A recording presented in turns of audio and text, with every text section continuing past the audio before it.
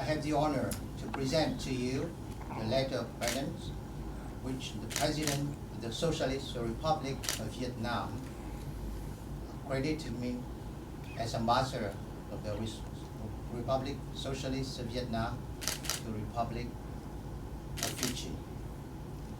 I have the honor to present to you the letter of recall of my predecessor. Honorable Your Excellency, I am pleased to receive your credentials, and I welcome you mostly to the Republic of Fiji, and I wish you a happy and successful mission. This cooperative with the President, the government, and the people of the Socialist Republic of Vietnam are all those wishes for the continued well-being for peace and prosperity.